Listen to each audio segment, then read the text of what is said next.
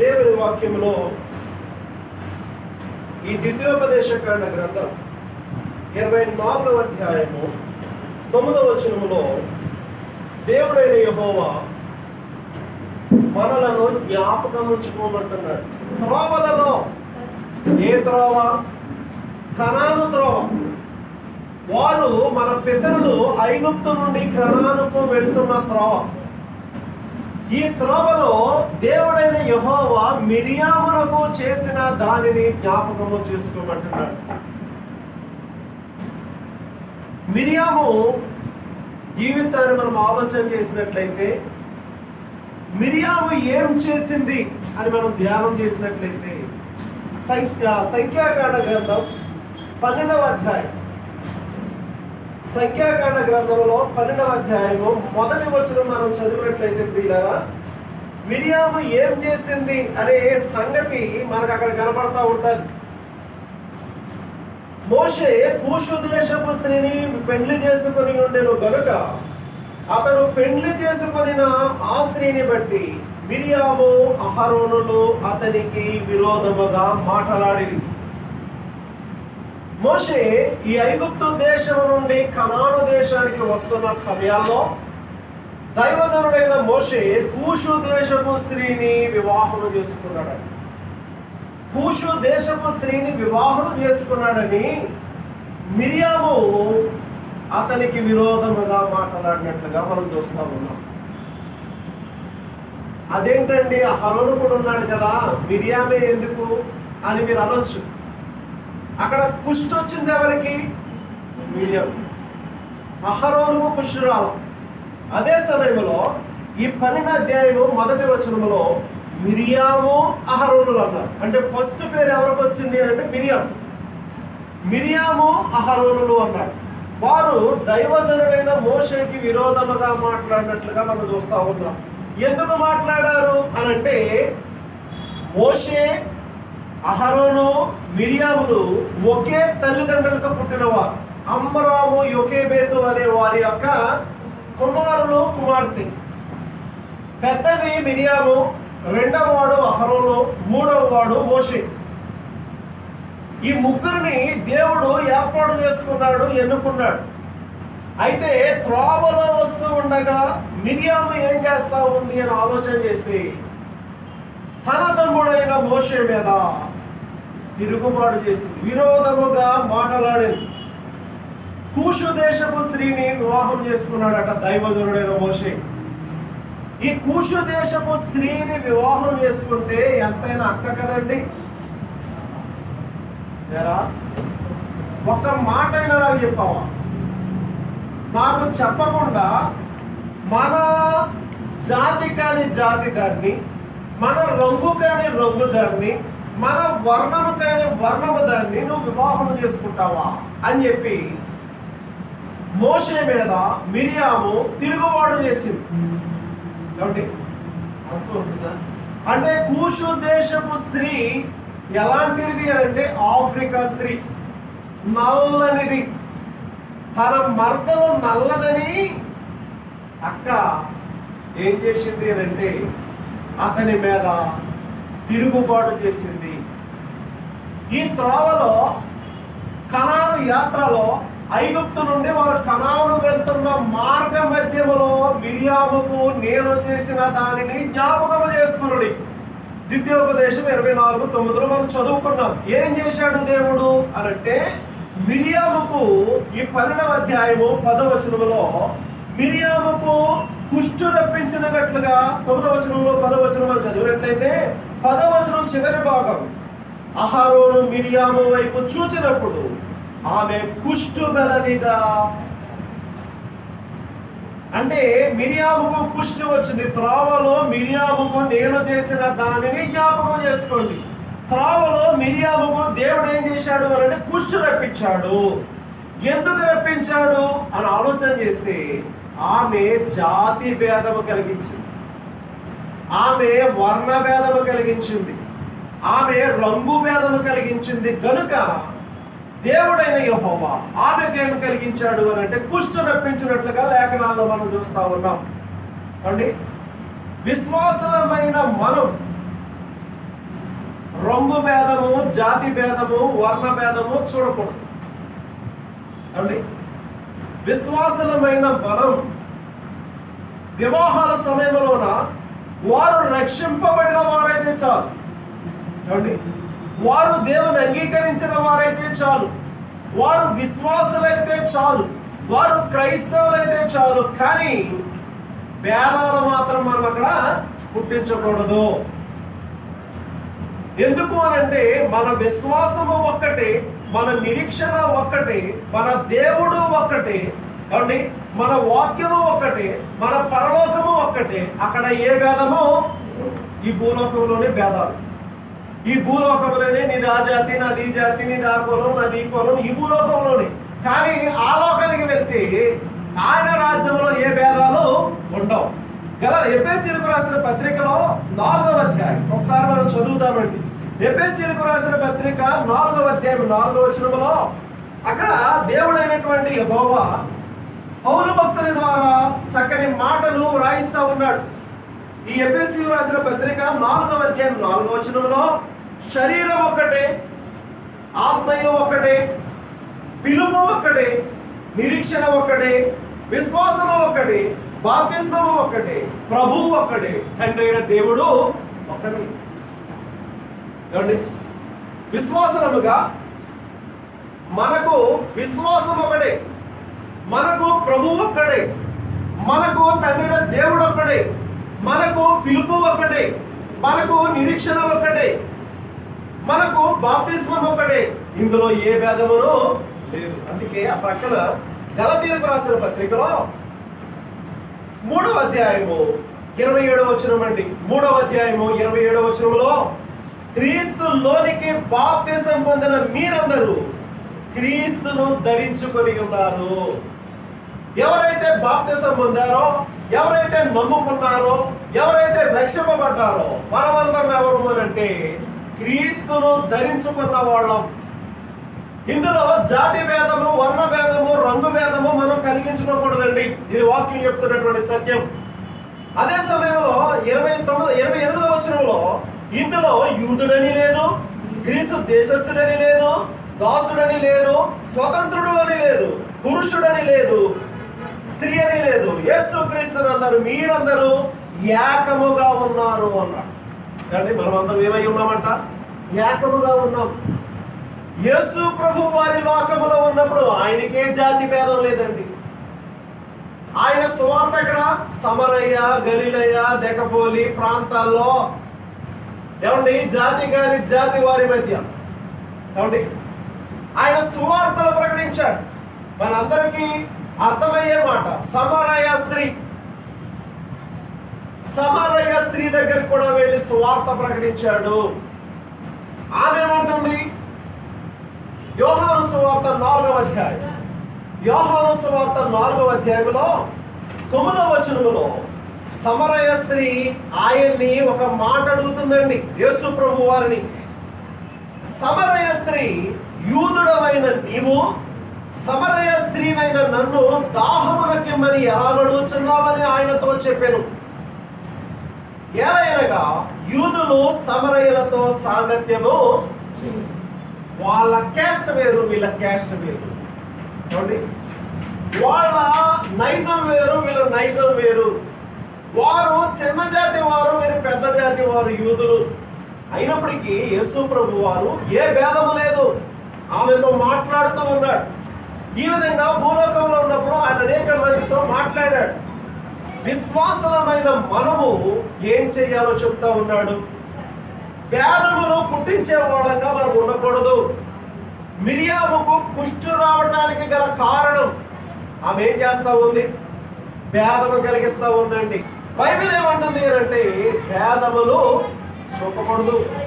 ఎందుకు అంటే మనందరికీ తండ్రి ఒకడే, యేసుక్రీస్తు నామమున అడుగుచున్నాము తండ్రి. మనందరికీ ప్రభు ఒకడే, ఆ ప్రభు యేసుక్రీస్తు. మనందరికీ తండ్రి ఒకడే, ఆయన దేవుడైన యెహోవా. మనందరికీ బాప్తిస్మం ఒకటే, మనందరికీ పిలుపు ఒకటే, మనందరికీ నిరీక్షణ ఒకటే, మనందరికీ వాక్యం ఒకటి. అలాంటప్పుడు మనం ఎందుకండి భేదాభిప్రాయాలు తీసుకురావాలి? ఇందులో మిరియాము ఆయన కూషు దేశపు స్త్రీని వివాహం చేసుకున్నాడని చెప్పి మోషే మీద విరోధముగా మాట్లాడారు.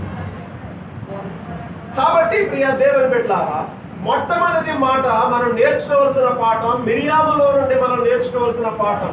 ఆనాడు ఆ కనాను యాత్రలో ఆమె ఏమి తీసుకొచ్చింది అంటే భేదం తీసుకొచ్చిందండి. జాతి భేదం, రంగు భేదం, వర్ణ భేదం తీసుకొచ్చింది. నేడు మనము కూడా పరమ కనానుకు యాత్ర చేస్తా ఉన్నాం. కాబట్టి వారు కనాను యాత్ర, యెహోవాకు సంబంధమైన కనాను యాత్ర చేశారు. మనము కూడా పరమ కనాను యాత్ర చేస్తా ఉన్నాం. ఎక్కడైనా భేదాలు చూపిస్తున్నారేమో, ఆ భేదాభిప్రాయాలు లేకుండా సరిదిద్దుకోవలసిందిగా ఇందులో మనకు ఒక పాఠం దేవుడు నేర్పిస్తా ఉన్నాడు. రెండవదిగా ఈ యొక్క మిరియాము చేస్తున్నటువంటి రెండవ పాపం అంటారో దోషం అంటారో ఏంటి అని ఆలోచన చేస్తే, ఆ మొదటి వచనంలోనే సంఖ్యాకాండ గ్రంథం 12వ అధ్యాయంలో మొదటి వచనములో ఆమె ఏం చేస్తా ఉందని ఆలోచన చేసినట్లయితే ఆమె అహరోనును కలుపుకుందండి. ఏం చేస్తుంది? మిరియాము అహరోనులు అనే మాట మనం చూస్తా ఉన్నాం. మిరియాము అహరోనులు ఏం చేస్తా ఉన్నారు? మోషే మీద తిరుగుబాటు చేస్తారు. మిరియాము ఒక్కతే వెళ్ళి మోషేతో మాట్లాడలేదు, కానీ మిరియాము ఎవరిని కలుపుకుంది? అహరోను కలుపుకుంది. రెండవ పాఠం. మొట్టమొదటి పాఠం, విశ్వాసులుగా మనము భేదాలు కలిగించకూడదు. రెండవ పాఠం, విశ్వాసులైన మనం మరొకరి మీద వెళ్ళటానికి మరొకరిని మనము కలుపుకోకూడదు. ఏదైనా ఉందా నీవే వెళ్ళి ఆ సెటిల్మెంట్ చేసుకుని రావాలి, కానీ నీకు జతగా మరొకరిని కలుపుకొని మరొకరి మీదకి వెళ్ళకూడదు. ఇది వాక్య సత్యం. మిరియాము చేసిన పాపం ఏంటంటే అహరోనును కలుపుకుంది. ఈ లోకంలో కొన్ని పోరాటాలు, లోకం అంటేనే పోరాటం, కొన్ని కొట్లాట్లు కొన్ని పోరాటాలు, పోట్లాట్లు ఇవన్నీ జరుగుతూ ఉంటాయి. ఈ పోట్లాట్లలో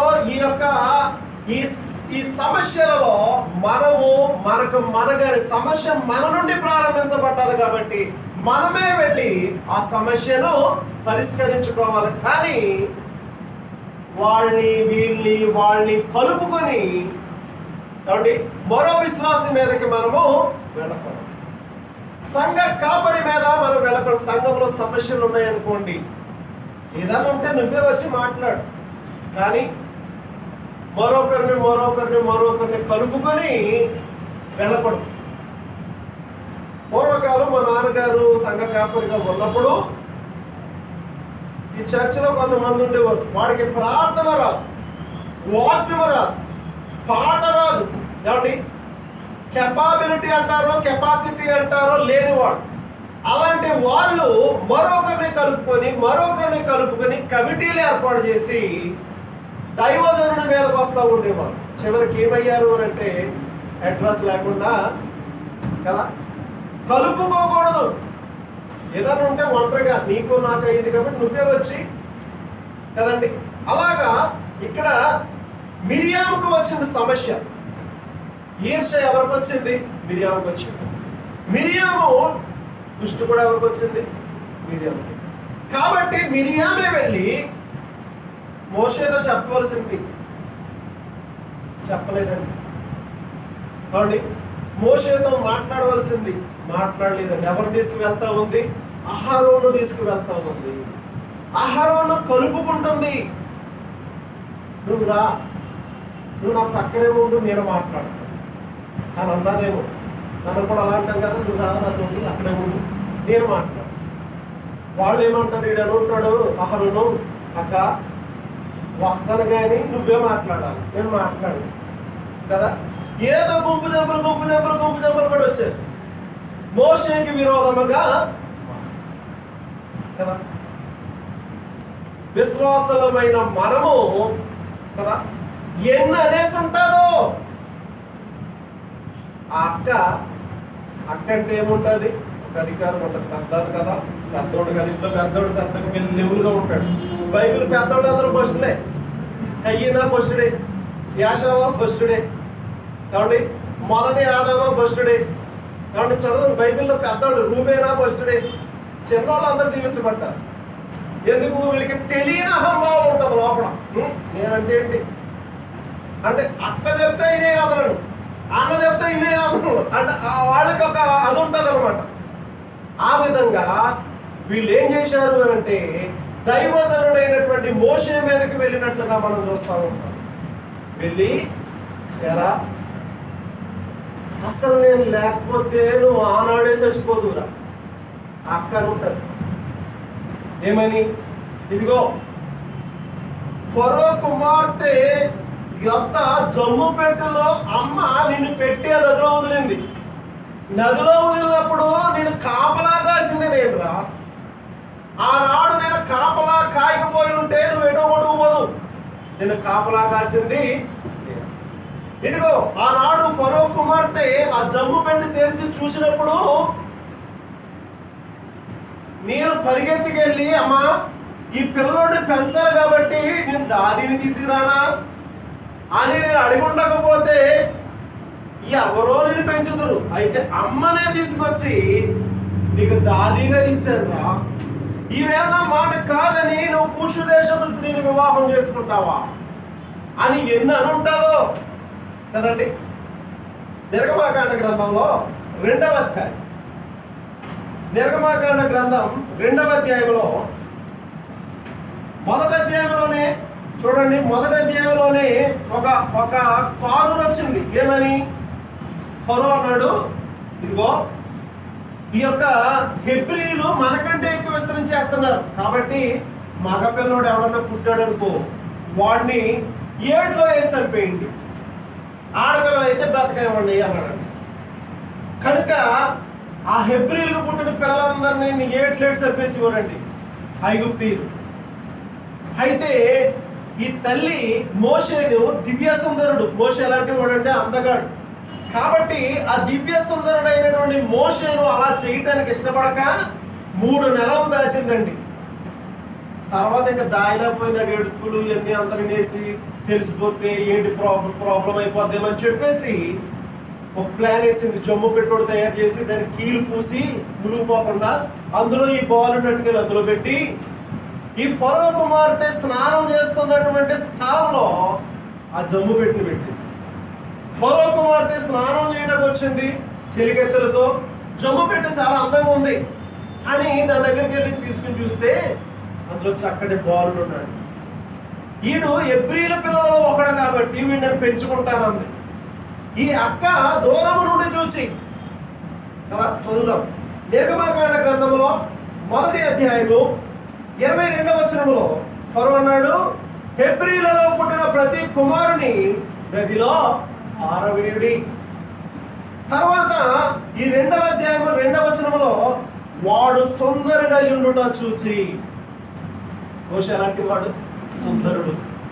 వాడి తల్లి ఏం చేసింది అంటే దాచలేక వాని కొరకు ఒక జమ్ము బిడ్డ తీసుకొని దానికి జిగటమను కీలును పూసి అందులో ఆ పిల్లవాడిని పెట్టి ఏటి వద్దున జమ్ము దానిలో ఉంచగా వారికి ఏమి సంభవించునో తెలుసుకున్నటకు మన అక్క దూరమున నిలిచి ఉండేను. ఆ మాట అనే ఉంటారు ఎరా. ఆనాడు జమ్ము పెట్టిన కాపలా కాసింది నేనురా. ఇప్పుడు నన్ను కాదని నువ్వు పూజ దేశం స్త్రీని పెళ్లి చేసుకుంటావా కదండి. ఇప్పుడు ఎప్పుడైతే దూరంగా నిల్చుందో ఫరో కుమార్తె స్నానం చేయటం ఏటిలోనికి వచ్చాను. ఆమె పరిగెత్తలో ఏటి ఒడ్డులో నడుచుతుండగా ఆమె నాచులోని ఆ బిడ్డను చూసి తన పరిగెత్తే నొకతను పంపించి దాన్ని తెప్పించి తెరచి ఆ పిల్లవాడిని చూచినప్పుడు ఆ పిల్లవాడు ఏడ్చుచుండగా చూచి వారి యందు కనికరించి, కనికరం పుట్టించిన వాడు ఎవరండి? దేవుడే. మోషే గొప్పనాయుడు అవ్వాలి కదా, అందుకని 3 నెలల పిల్లోడి మీద ఆ ఫరో కుమార్తెకు కనికరం పుట్టించాడు. కాబట్టి కనికరించి వీడు హెబ్రీల పిల్లలలో ఒకడనేను. అప్పుడు వాని అక్క ఫరో కుమార్తెతో నీ కొరకు ఈ పిల్లవాని పెంచుటకు నేను వెళ్ళి హెబ్రీ స్త్రీలలో ఒక దాదిని పిలుచుకొని వస్తున్నా అనెను. అందుకు ఫరో కుమార్తె వెళ్ళుమని చెప్పగా ఆ చిన్నది వెళ్ళి ఆ బిడ్డ తల్లిని పిలుచుకొని వచ్చాను. అంటే మిరియాము యొక్క తల్లి, అహరోను యొక్క తల్లి, మోషే యొక్క తల్లి, ఆ తల్లిని పిలుచుకొని వచ్చింది. వారు ఐగుప్తులో ఉన్నారు కదా. మోషే ఐగుప్తులు ఎదుగుతా ఉన్నాడు. మోషే 120 సంవత్సరాలు బ్రతికాడు. 120 సంవత్సరాల్లో ఫరో కుమార్తె యొక్క కుమారుడిగా యువరాజుగా 40 సంవత్సరాలు ఐగుప్తులో ఉన్నాడు అండి. 40 సంవత్సరాలు మిద్యానులో ఉన్నాడు. ఇత్రో యొక్క మందను మేపుతా ఉన్నాడు. 40 సంవత్సరాలు ఇశ్రాయేలు ప్రజలను నడిపించిన వాడుగా, నాయకుడిగా ఉన్నాడు. ఇది మోషే యొక్క చరిత్ర. అయితే ప్రియులారా, నేను ఎందుకు చదివించాను ఈ మాటలు, ఎందుకు చెప్పాను ఈ మాటలు అంటే, ఆ అక్క ఆ తమ్ముడైనటువంటి మోషేను, ఎరా ఆనాడు నేను లేకపోయి ఉంటే నువ్వు బతుకుందువా? ఆనాడు అమ్మనే నీకు దాదిగా ఉంచకపోతే నువ్వేమైపోదువో, ఏ దాది పెంచును, ఎన్ననుంటానో ఎన్ననినా దైవజనుడైన మోషే ఒక్క మాట కూడా పలకలేదు. తర్వాత మూడోది ఏంటి అంటే విశ్వాసులు నేర్చుకోవాల్సిన పాఠాలు. ఒకటి, ఆమె భేదాభిప్రాయాలు పుట్టించింది. విశ్వాసులమైన మనము భేదాలు కలిగించకూడదు. రెండవది, ఆమె కలుపుకుంటుంది. ఒక్కదే వెళ్ళలేదు కానీ అహరోను కలుపుకుంటుంది. మనము కూడా దైవ సేవకుల మీద కానీ దేవుని ప్రజల మీద కానీ మరొకరు కలుపుకొని వెళ్ళకూడదు. మూడవది, సంఖ్యాకాండ గ్రంథం 12వ అధ్యాయంలో 2వ వచనంలో ఆమె అంటున్న మాట మనం వింటా ఉన్నాం. ఏమండి, ఆమె అంటున్న మాట మనం వింటా ఉన్నాం. ఏమని? దేవుడు మోషే చేత మాత్రమే పలికించిన మా చేత పలికించలేదా? ఏమండి, మూడవ మాట, దేవుడు మోషే చేత మాత్రమే పలికించిన మా చేత పలికించలేదా అని ఆమె మాట్లాడుతుందండి. అంటే మాకు తెలుసు బైబిల్ అంతాను, నువ్వే చెప్పాలేంటి అన్నట్టు అలా అంటున్నారేమో. అలాగ అనొద్దు. ఏమండి, మూడవ మాట ఏంటంటే, నువ్వు ఏ చర్చికి వెళ్ళినా ఆయనకంటే నేను బాగా మాట్లాడగలను, ఆయనకంటే అనేది మనకొద్దు. దేవుడు ఆయన ఎందుకు చేస్తున్నాడో ఆయన చేత మాట్లాడించుకుంటాడు. కాబట్టి వీళ్ళని ఆలోచన చేయండి. 3 పాఠాలు. ఒకటి, భేదాలు కల్పించవద్దు. మిరియాము భేదాలు కల్పించింది. రెండవది, మిరియాము కలుపుకుంది. ఎవరిని? అహరోన్ని. ఎందుకు? అహరోను మెత్తనోడు అండి. అహరోను ఎలాంటోడు? అహరోను మెత్తనోడు అండి. మోషే ఎలాంటోడు కాదు. అహరోను మెత్తనోడు. ఎలా చెప్తున్నారండి అని అంటారా? నిర్గమకాండ గ్రంథంలో అహరోను గురించి కొన్ని మాటలు మనం చదువుతాం. 33వ అధ్యాయం. అహరోను మెత్తనుడు అనే మాట కొంచెం మెత్తనుడు అనమాట. మెత్తనుడు ఏమి? ఆ ఎదిరించలేనటువంటి కెపాసిటీ కలిగినోడు. ఏమండి, మోషే ఏం చేశాడంటే కొండకి వెళ్ళాడంట. 32వ అధ్యాయం 1వ వచనంలో, నిర్గమ 32 1వ వచనం, మోషే ఏం చేశాడంటే కొండ మీదకి వెళ్ళాడు. ఎందుకు? దేవుడు రాతి పలకలు ఇస్తాను రమ్మంటే అక్కడికి వెళ్ళాడు. ఈ రాతి పలకల ధర్మశాస్త్రం దేవుడు మోషేకి ఇస్తూ ఉండగా ఇచ్చాడు. ఈ మోషే కొండ మీదకి వెళ్ళి రావటం లేట్ అయింది. ఈ లోపల ఆ ప్రజలు ఉన్నారు కదా, వై అహరోను, ఈ మోషే అన్న కూడా ఎక్కడికి వెళ్ళాడు, ఏమయ్యాడో మా తెలియదయ్యా. నువ్వు అర్జెంటుగా మాకు ఒక దేవతను తయారు చేయి, మా ముంద నడవాలని అన్నారంట. వీళ్ళు ఏం చేశాడు? అలా గొడవ చేసేస్తా ఉంటే అహరోను ఏం చేశాడో తెలుసండి. అటైతే మీ ముగ్గురికి చెవులుకున్నాయి అన్నట్టుకు వచ్చి నాకు ఇచ్చేయండి అని అంటే అది ఇవ్వగా దూడను తయారు చేశాడంటండి. ఏమండి, 4వ వచనం, అతడు వారి యొక్క వాటిని తీసుకొని పొగరుతో రూపమును ఏర్పరిచి దానిని పోత పోసి దూడను చేశాను. ఎవరు? అహరోను. అంటే మోషే అయితే చేతురా. ఏమండి, మోషే అలాంటి వాడు తెలుసు అండి, రోషము కలిగిన వాడు. మోషే దేవుడు అండి. మోషేని నాయకత్వం చూశాడు. మోషేని ఏం చూశాడు? ముగ్గురు ఉన్నారు అక్కడ. మోషే ఉన్నాడు, అహరోను ఉన్నాడు, మిరియాము ఉన్నారు. మోషేలో నాయకత్వాన్ని చూశాడు దేవుడు. అహరోనులో యాజకత్వం చూశాడు దేవుడు. మిరియాములో స్త్రీలను నడిపించే నాయకత్వం చూశాడు. కనుక ఈ ముగ్గురిని కూడా ఇశ్రాయేలును నడిపించడానికి వాడుకున్నాడు. అందుకే మీకా గ్రంథం 6వ అధ్యాయం 4వ వచనంలో, మీకా గ్రంథం అండి 6వ అధ్యాయంలో 4వ వచనంలో మీకా భక్తుని ద్వారా దేవుడైనటువంటి యెహోవా చెప్తా ఉన్నాడు. చివరి భాగం, దాస గృహములో నుండి మిమ్మల్ని విమోచించితిని, మిమ్మల్ని నడిపించుటకై మోషే అహరోను మిరియాములను పంపించి తిని. ఏమండి 766 పేజీ. మిమ్మల్ని నడిపించడానికి ఎవరు పంపించారు? మోషే అహరోను మిరియాములను పంపించి తిని. ఎక్కడి నుంచి నడిపించాలి? దాసుల గృహంలో నుండి మిమ్మల్ని నడిపించుకు రావాలి. ఈ నడిపించడానికి వారిని కోరుకున్నాడు. అయితే వారు ఎలాంటి వారిని కోరుకున్నాడు? అది మనకు కావాలి. మోషేలో నాయకత్వం చూశాడు. ఏం చూశాడు? నాయకుడు అనేవాడు రోషంగా ఉండాలి. ఓ కంపెనీకి కానీ, ఓ చర్చికి కానీ, దేనికైనా, గృహానికి కానీ. మా డాడీ ఏమంటే ఆడ దగ్గరలాగా ఉంటే ఇల్లంతా గందరగోళమే. మా పాస్టర్స్ ఏమంటే ఇల్లు ఆ చర్చ్ అంతా గందరగోళం ఇష్టం వచ్చినట్టు ఉంటాడు. కాబట్టి ఒక కంపెనీ ఆ సైడ్ కూడా ఏదో అనుకుంటే ఆ కంపెనీ ఆయగా మన 10 బజే 12 బజే ఆయగా కదా. నాయకత్వం ఎవడైనా మోషే మంచి నాయకుడు అనే దేవుడు మోషేలో నాయకత్వాన్ని చూశాడు. అందుకే అహరోను పిలవాలా? పిలిపేవరకండి అంతే కదా. నిర్గమకాండ గ్రంథం 3వ అధ్యాయంలో 3వ వచనం నుండి మనం చదివినట్లయితే 2వ వచనంలో దేవుడు ప్రత్యక్షమయ్యాడు. కాబట్టి నిర్గమకాండ గ్రంథములో 3వ అధ్యాయము చూడండి. నిర్గమకాండ గ్రంథం 3వ అధ్యాయంలో మోషే మిద్యాను యాజకుడు ఇద్దరు తన మామ మందను మేపుచుండగా. మామ మందను ఏం చేస్తున్నాడు? ఎందుకు వచ్చాడు ఐగుప్తు నుండి అని అంటే మోషే సామాన్యుడు కాదు, రోషం కలిగినోడు. ఒక ఐగుప్తీయుడు ఒక హెబ్రీయుడు పడుతున్నాడు. మోషే అసలు ఎలా ఉంది ఈ దేశం ఏంటి పద్ధతి ఏంటంటే వెళ్ళాడు. ఐగుప్తు దేశం అంతా సంచారం, యువరాజు కదంటే సంచారం చేస్తూ ఉండగా ఒక ఐగుప్తీయుడు ఒక హెబ్రీయుడు పడుతుంటే సహించలేకపోయాడు. ఎందుకు? ఈయన హెబ్రీయుడే కదా. రక్షించబడిన వాడిని రక్షించబడని వాడు కొడతా ఉన్నాడు. అటు ఇటు చూశాడంట. నిర్గమకాండ గ్రంథం 2వ అధ్యాయం 12వ వచనం అండి. నిర్గమకాండ గ్రంథం 2వ అధ్యాయం 12వ వచనంలో అతడు అటు ఇటు తిరిగి చూచి ఎవడును లేకపోగా ఐగుప్తీయుని చంపి ఇసుకలో పాతి పెట్టాడు అంట. ఇసుకలో కప్పి పెట్టాను. ఏమండి ఆలోచన చేస్తున్నారా? అంత రోషం గలడు. ఎందుకు? ఒక ఐగుప్తీయుడు వచ్చి ఒక హెబ్రీని కొడుతున్నాడంట. అయ్యి బాబోయ్, మా ఓడు పడతావా? వీడు రక్షించబడినోడు, నువ్వు రక్షింపబడనివాడు అని చెప్పి వాడు కొట్టి చంపేసి ఇసుకలో పెట్టేశాడు. అంత రోషం కలిగినోడు ఎవడు అని అంటే మోషే. మరునాడు వెళ్ళాడంట. మళ్ళీ అప్పుడు పరిస్థితి ఎలా ఉంది? అక్కడే ఇద్దరు హెబ్రీలు పోట్లాడుతున్నారు. అంటే రక్షించబడిన వాళ్ళే పోట్లాడుకుంటున్నారు. ఏం దిగరాలు కొట్టుకుంటున్నారు అన్నాడంట. అందులో ఒకడు అన్నాడంట, మోషే నిన్న ఐగుప్తీయుడిని చంపి ఆ ఇసుకలో కప్పి పెట్టావు చూడు, అలాగే నన్ను కూడా కప్పి పెట్టాలని అనుకుంటున్నావా అన్నాడంట.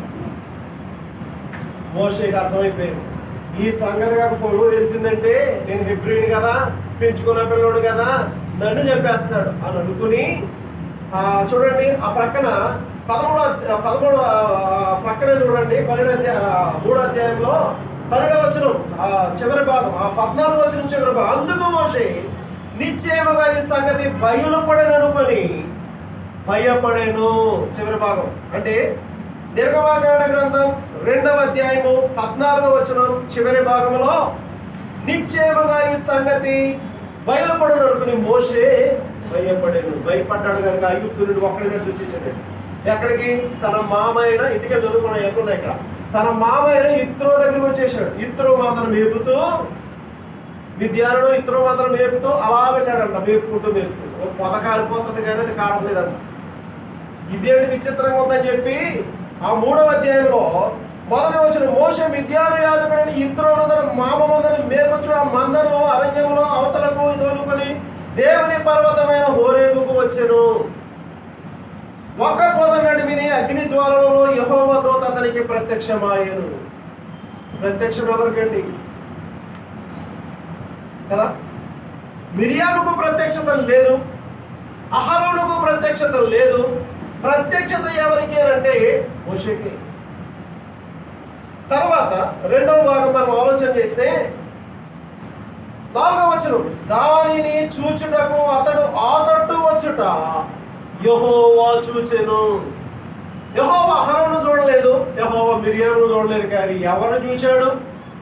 అదనమాట. మోషేలో నాయకత్వాన్ని చూశాడు, మోషేను చూశాడు, ప్రత్యక్షత కూడా మోషేకి ఇచ్చాడు.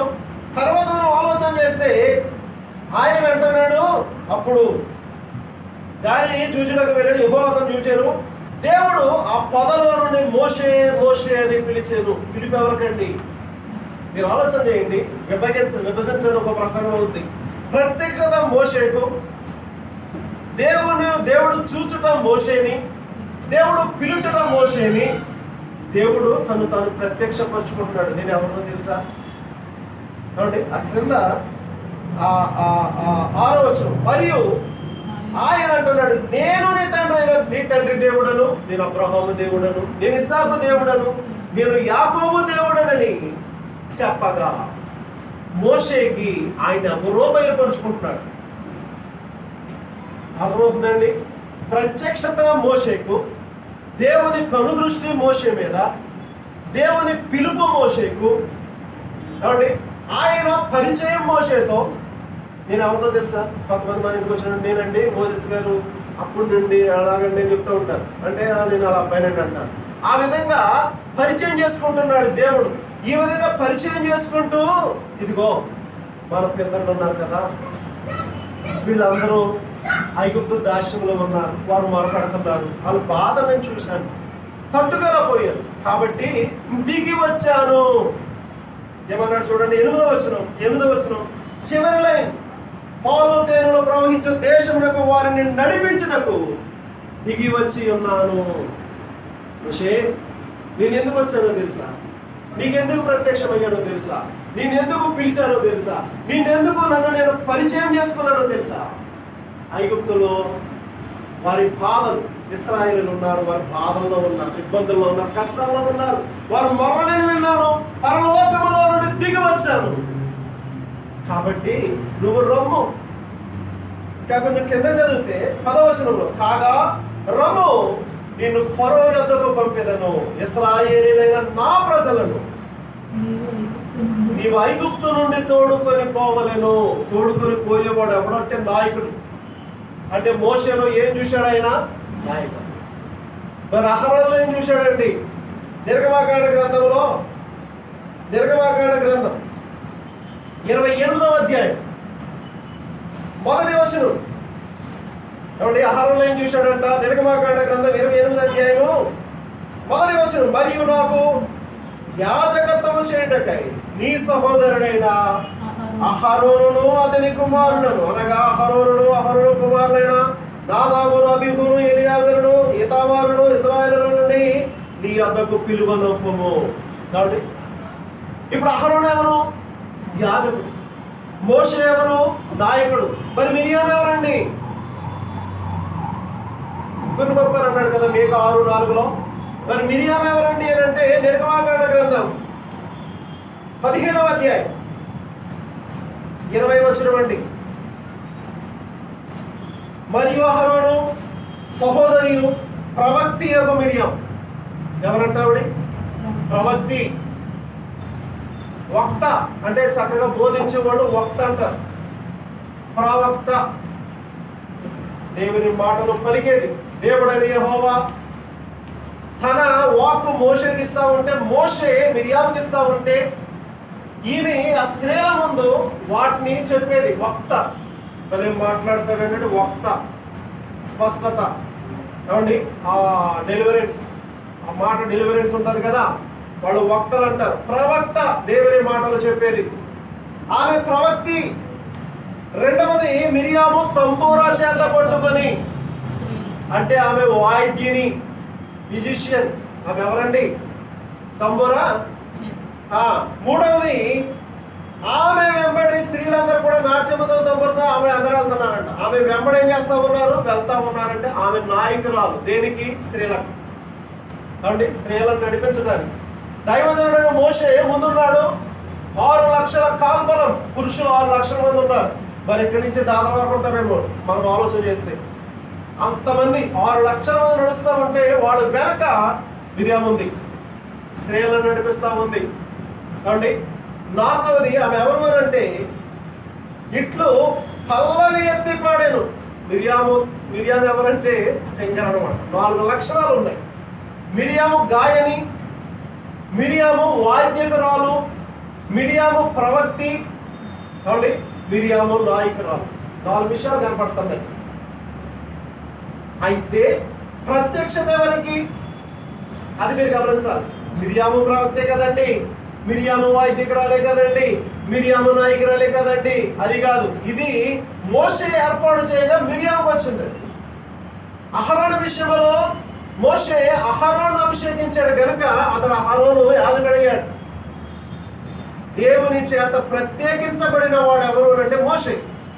దేవుని పిలుపు విన్నవాడు ఎవరంటే మోషే. దేవుడు చూచాడు ఎవరంటే మోషే. దేవుడు తను ప్రత్యక్షపరుచుకున్నాడు ఎవరంటే మోషే. దేవుడు రా, నిన్ను ఐగుప్తు పంపుతానన్నాడు మోషే. కాబట్టి సూచక్రియలు చూసిన వాడు ఎవరంటే మోషే. అహరోను కాదు, మిరియాము కాదు. మోషేని పిలిచి, మోషే నీ చేతిలో ఏంటయ్యా? కర్రండి అన్నాడు. కింద పడేసాడు అంటండి. అది కింద పడేసావు కాబట్టి పాము అయింది. ఈ పాము అయింది కదా, దాన్ని పాకు పట్టుకున్నాడు. పాకు పట్టుకుంటే కర్ర అయిందంట. ఇది మొదటి సూచక్రియ మోషే జీవితంలో దేవుడైన యెహోవా చేశాడు. ఆ నిర్గమకాండ కదా 4 అధ్యాయం 2-3 వచనాలు మాటలు ఉంటాయి.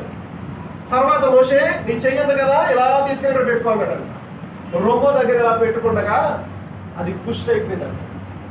మోషే చేయి చాపుగా అది ఏమైందంటే మామూలుగా మంచి చేయింది. ఇప్పుడు నేను ఉన్నవాడను అనువాడు, నువ్వు వెళ్ళు అని అంటే మోషే అంటాడు, నేను 4 మాన్యం గలవాడిని, నేను ఎలాంటి తెలిసే నాకు మాటలు రావు, పట్టినండి. మోషే ఐగుప్తు సకల విద్యను అభ్యసించిన వాడు. అపోస్తలుల కార్యగ్రంథం 7వ అధ్యాయం మనం చదువుతాం. మోషే ఏంటంట? ఐగుప్తు సకల విద్యను అభ్యసించిన వాడంట. కానీ ఎందుకు వెళ్ళంటున్నాడు? ఏదైనా కంపెనీలో ఏదైనా దొంగతనం ఏదో చేసామనుకో, మళ్ళా అదే కంపెనీకి వెళ్ళమంటే వెళ్తావా? అడుగు అంటాం. మోషే కూడా అదే మాట్లాడాడు. ఏమని? నేను వెళ్ళను. ఎందుకు? ఐగుప్తుని చెప్పేశాడు కదా, వాళ్ళందరూ మంచి పక్కగా ఉంటారు, పౌరుషంగా ఉంటారు, నేను చెప్పేస్తారు అని అనుకుని వెళ్ళనంటున్నాడు. డౌటా? క్లియర్ చేద్దాం. నిర్గమకాండ గ్రంథం 4వ అధ్యాయం 19వ వచనం చూడండి ఒకసారి. దేవుడే మాట్లాడుతున్నాడు. అంతటా యెహోవా నీ ప్రాణమును వెదకిన మనుషులందరూ చనిపోయారు కనుక ఐగుప్తికి తిరిగి వెళ్ళమని మిద్యానులో మోషేతో చెప్పాను. అయ్యా మోషే, నీ ప్రాణాలు వెతికారు కదా, నువ్వు ఎందుకు వెళ్తలేదో నాకు తెలుసు. వాళ్ళంతా చచ్చిపోయారు, ఇప్పుడు వెళ్ళు, జయ జీవితంగా వెళ్ళు అని మోషేతో చెప్తా ఉంటే మోషే అంటాడు, నా అన్న ఉన్నాడు కదా, నన్ను నమ్ముతావేంటి? నా అన్న ఉన్నాడు కదా, నాకనే బాగా మాట్లాడతాడు కదంటే పంపుతాను, కానీ నీకు జతించి పంపుతాను. అతనికి నువ్వు నోరుగా ఉండాలి. అతనికి నువ్వు ఎలా ఉండాలి తెలుసా? దేవుడుగా ఉండాలి. చదువుతాం ఆ నిర్గమకాండ గ్రంథంలోనే 4వ అధ్యాయంలో 11వ వచనం. అందుకు అతడు, అయ్యో ప్రభువా, నువ్వు పంపమని ఎడలా వారినే పంపము అంటే అహరోనే పంపు, నన్ను ఎందుకు పంపుతున్నావు అని అంటున్నాడు అనమాట. ఆయన మోషే మీద కోపపడి, లేవీయుడకు నీ అన్న అహరోను లేడా? నాకు తెలుసు, నేను బాగా ఎరుగుతున్నా, అతను బాగా మాట్లాడుతున్నా సంగతి నాకు తెలుసు, కానీ నువ్వు వెళ్ళాలి అని మాట్లాడుతూ 15వ వచనంలో, నీవు అతనికి మాటలాడి అతని నోటికి మాటలు అందించాలి. మోషే, నీవేం చేయాలి తెలుసా? అహరోనికి మాటలు అందించాలి. నేను నీతో మాట్లాడతాను, నువ్వు వెళ్ళి అహరోన్తో మాట్లాడు. రెండవది అదే ఆ 15వ వచనంలో రండి. ఆ 16వ వచనంలో, అతడే నీకు బదులుగా జనులతో మాట్లాడతాడు. నేను నీతో మాట్లాడతాను, అతడు జనులతో మాట్లాడతాడు. తర్వాత ఏమన్నాడు? అతడే నీకు నోరుగా ఉంటాడు, నువ్వు అరవలసిన పర్లేదు, అతడే అరుతాడు, అతడే నీకు నోరుగా ఉంటాడు అంటే అతడు చెప్తాడు. తర్వాత ఏంటి అన్నాడు అంటే, నీవు అతనికి దేవుడుగా ఉందువు. ఇప్పుడు చిన్నోడు మోషేయా, పెద్దోడు మోషేయా? చిన్నోడే. తమ్ముడు అన్నకేమై ఉన్నాడు? దేవుడు అయిపోయాడు. అసలు అన్న అనేటప్పటికీ అన్నే దేవుడు అంటాం కదా, తండ్రి తర్వాత అంటారు కాబట్టి అన్నే దేవుడుగా ఉండాలి. కానీ ఈయన అన్నకు దేవుడు అయ్యాడు. దేవుడు ఒక మనిషిని తాను ప్రత్యేకించుకుంటే ఆ విధంగా చేస్తాడు. ఇక అర్థమైందండి ఇప్పుడు.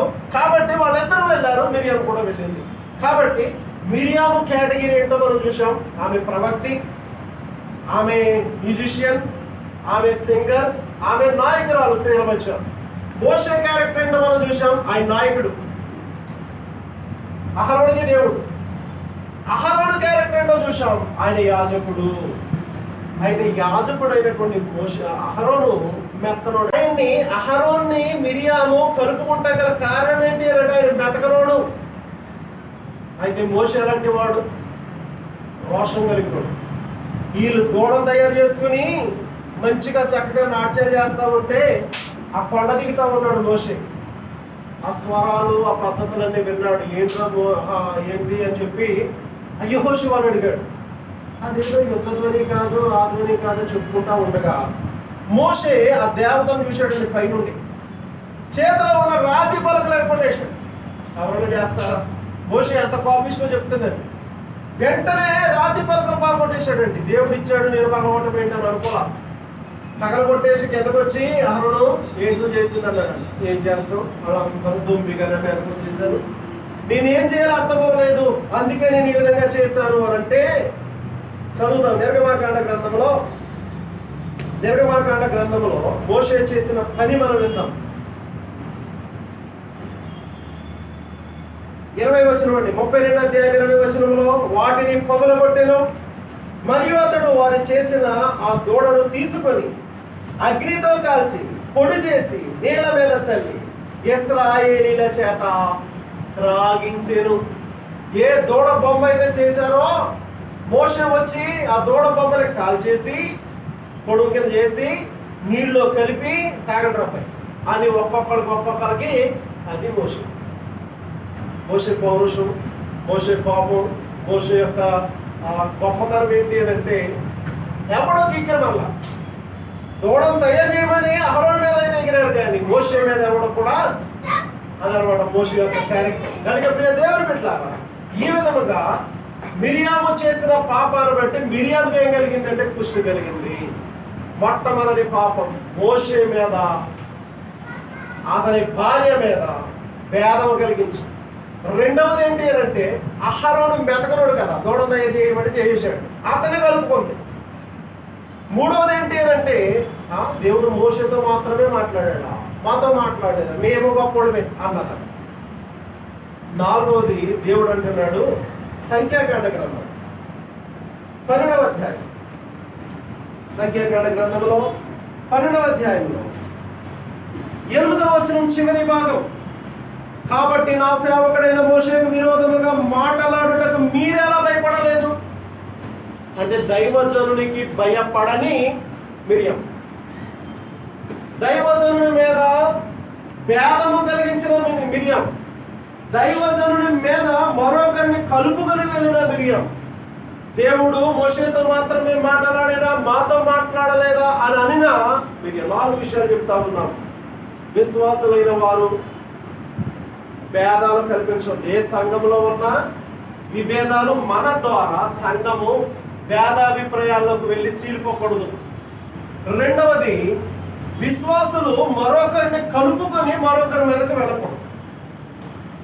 మూడవది, మాకు తెలుసా వాక్యం అంతాను అనే మాట, వాక్యం అలాగే నేను మాకు ఈ మాట అనకూడదు. అదే అన్నది దేవుడు మోషేతోనే మాట్లాడా, మాతో మాట్లాడలేదా అన్నది. నాలుగవది, దైవజనుడైన వానికి భయపడటం నేర్చుకోవాలి. ఏమంటున్నాడు? మీరెలా నా సేవకుడైన మోషేకు భయపడలేదు అని మిరియాముతో అహరోనుతో దేవుడైనటువంటి యెహోవా మాట్లాడుతున్నట్లుగా మనం చూస్తాము. విశ్వాసులైనటువంటి వారు దేవునికి, దేవుని సేవకునికి భయపడే వాళ్ళంగా ఉండాలి. దేవుని సేవకునికి ఎప్పుడైతే భయపడతామో దేవునికి భయపడినట్టే.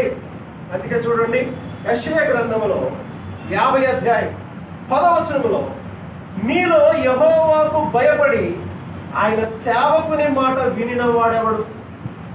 యెషయా గ్రంథంలో 50వ అధ్యాయం 10వ వచనంలో చెప్తున్నాడు, మీలో యెహోవాకు భయపడి ఆయన సేవకుని మాట వినిన వాడెవడు?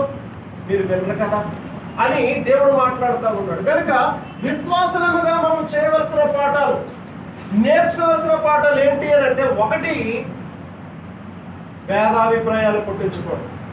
రెండవది, మరొకరి మీద కలుపుకొని వెళ్ళకూడదు. నాకు బలకం ఉంది కదా, కుటుంబం ఉంది కదా, అది ఉంది కదా అంటే దేవుడి కంటే ఎక్కువ కాదు, ఒక్క దెబ్బకి ఎక్కడ వస్తాడు. అదయ్యింది ఇక్కడ. మూడవది, దేవుడు మాతోనే మాట్లాడతాడు, వాళ్ళతోనే కాదు. ఈ వాక్యం నాకు తెలుసు, అది నాకు తెలుసు, ఇది నాకు తెలుసు, ఏది తెలియదు. అదొకటి గమనించాలి. మూడవది ఏంటి అంటే, అది తెలుసు ఇది తెలుసు దేవుడు మాకు అనే మాట వద్దు. నాలుగవ మాట, దేవుని సేవకులకు భయపడటం నేర్చుకోండి. ఏ సంఘంలో ఉన్నా కానీ బతికినంత కాలం ఈ 4 విషయాలు నేర్చుకోండి. ఇప్పుడు దేవుడు వచ్చాడు. ఇంతకాలం మిరియాము చేసిన పాపాలు మనం జ్ఞాపకం చేసుకోండి. 4 పాపాలు కదా. భేదాభిప్రాయం, కలుపుకుంటాం, దేవుడు వాళ్ళతోనైనా మాతోనే మాట్లాడాడు అంటాం. 4వది, భయపడకపోవడం. ఇప్పుడు దేవుడు వచ్చాడండి. దేవుడు వచ్చి మోషే మీద చక్కని సాక్ష్యం ఇస్తా ఉన్నాడు. మోషే గురించి సంఖ్యాకాండ గ్రంథం 12వ అధ్యాయం 3వ వచనంలో మోషే గురించి మాట్లాడుతున్నాడు. మోషే అంటే ఎలాంటి వాడు చెప్తున్నాడండి. ఏమండి, మోషే గురించి చూడండి. సంఖ్యాకాండ గ్రంథం 12వ అధ్యాయము 3వ వచనంలో, యెహోవా ఆ మాట వినును. ఏ మాట? వాళ్ళు మూలుగులు, వాళ్ళు ఏమేమి అనుకుంటున్నారు అన్ని విన్నాడంట. విని వచ్చి అంటాడు, మోషే భూమి మీద ఉన్న వారందరిలో మిక్కిలి సాత్వికుడు. మిక్కిలి సాత్వికుడా? మిక్కిలి కోపిష్టి. రాతిపాక ఏర్పడేశాడని చెప్పుకున్నాం కదా, ఐగుప్తుని చంపేశాడని చెప్పుకున్నాం కదా, మరి మిక్కిలి కోపిష్టి. అయితే దేవుడు ఏమంటున్నాడు కదా, అది దేవుడిచ్చే స్టేట్మెంట్. ఏది చేసినా దేవునికి విరోధంగా చేయలేదు ఆయన. ఒక హెబ్రీయుడిని ఐగుప్తుని కొడుతున్నాడు కనుక చేశాడు. ఈ భయంకరులు దేవుడు మన్నా ఇస్తే తిన్నారు, పూరేళ్ళు ఇస్తే తిన్నారు, ఆ బండలోని నీళ్లు త్రాగారు. ఇవన్నీ మర్చిపోయి దేవతను తయారు చేయమన్నాడు. అందుకు రాతి పలకలు ఆడగొట్టేశారు. మూడవది, ఏ దూడనైతే వారు చేశారో అదే దూడను చిన్న భిన్నం కింద కాల్చి పొడి చేసి వాళ్ళకి తాగించాడు. మిక్కిలి కోపిష్టి అయినటువంటి మోషే గురించి దేవుడైన యెహోవా ఇస్తున్న స్టేట్మెంట్ ఏంటి అంటే, మోషే భూమి మీద ఉన్న వారందరికంటే మిక్కిలి సాత్వికుడు. ఎక్కడ నేర్చుకున్నాడండి సాత్వికం? దేవుని ఎరగనంత కాలం భయంకరుడే మోషే. ఎప్పుడైతే దేవుని ఎరిగాడో దేవుని దగ్గర నేర్చుకున్నాడు. సాత్వికం ఎక్కడ దగ్గర నేర్చుకున్నాడు? యేసు ప్రభు ఏమన్నాడు ఈ లోకంలో ఉన్నప్పుడు? మత్తయి సువార్త 11:29లో, నేను దీన మనస్సు గలవాడను, నేను సాత్వికుడను, దీన మనస్సు గలవాడను, మీరు వచ్చి నా యొద్ద నేర్చుకొనుడి. నేను ఎవరినో తెలుసా? నేను సాత్వికుడను, దీన మనస్సు గలవాడను, మీరు నా యొద్ద నేర్చుకొనుడి. మోషే ఎవరి దగ్గర నేర్చుకున్నాడు సాత్వికం అని అంటే?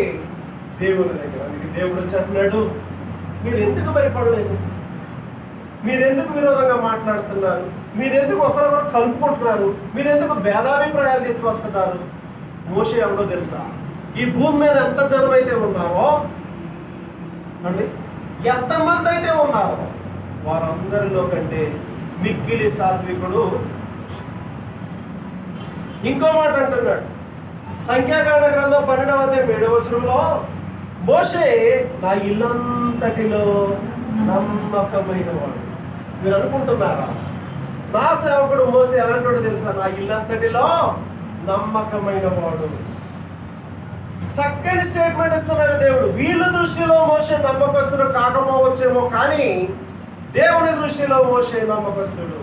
వీళ్ళ దృష్టిలో మోషే సాత్వికుడు కాలేదేమో, కానీ దేవుని దృష్టిలో మోషే సాత్వికుడు. ఆయన నమ్మకస్తుడు అని చెప్తున్నాడు. కాబట్టి విశ్వాసముగా మనము సాత్వికలమై ఉండాలి. ఇందులో కూడా మనకు పాఠాలు ఉన్నాయి. సంపూర్ణ దీర్ఘశాంతము కలిగిన వారై ఉండడం. రెండవది, విశ్వాసముగా మనము కూడా నమ్మకస్తులై ఉండాలి. కాబట్టి మోషే దేవుని ఇల్లంతటిలో నమ్మకస్తుడు. నమ్మకమైన వారికి దీవెనలు మెండుగా కలుగుతాయి. కాబట్టి విశ్వాసులైన వారు నమ్మకస్తులై ఉండాలి.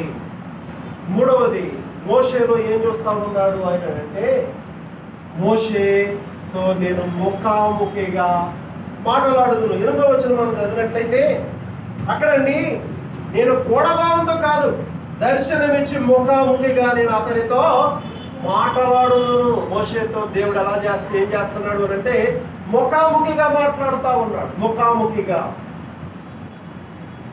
ఒక స్నేహితుడితో మాట్లాడినట్లు మోషేతో దేవుడు ఎలా మాట్లాడేవాడు.